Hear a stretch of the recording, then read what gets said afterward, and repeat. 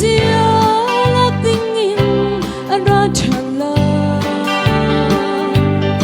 adot mi falen ha ra ring te in no pi thi buan in ngak chiu si fan mi thiam thao thong he lung lom nagin kan leng lai khinia nu pi thi buan ai buan rang ai ko na ko nem ngai du lau min ha chu chale hat sang rial nak hung na an pan la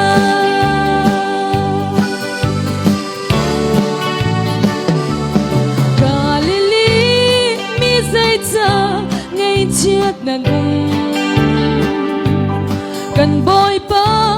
van chu min aliam ruang mang a kai leo nan bu bang ara chan la a van mi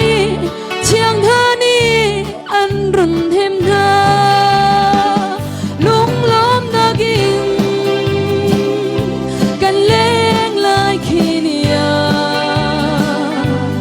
nu pi thi boy chunga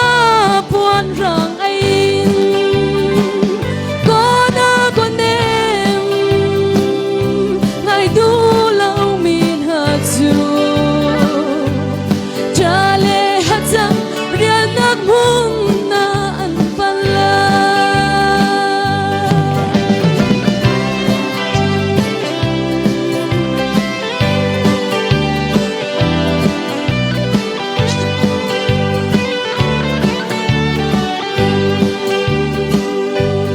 dot nak bar kanin kan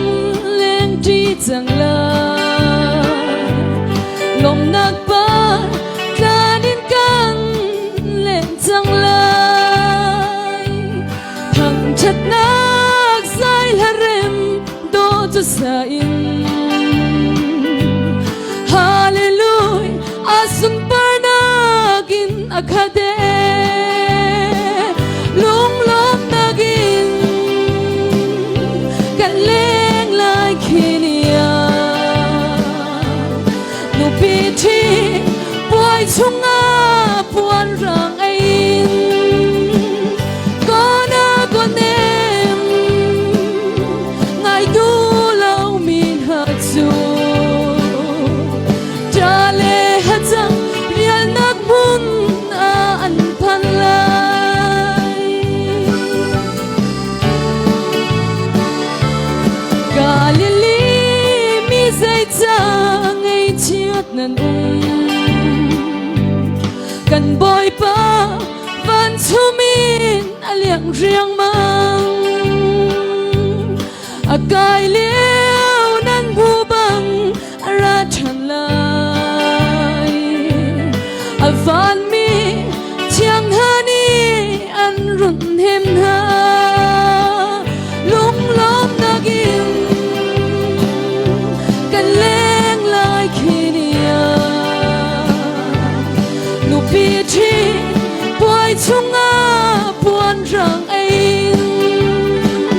ko na ko nem ngai du lau min ha chu chale hat sang rial nak hung a an pan lai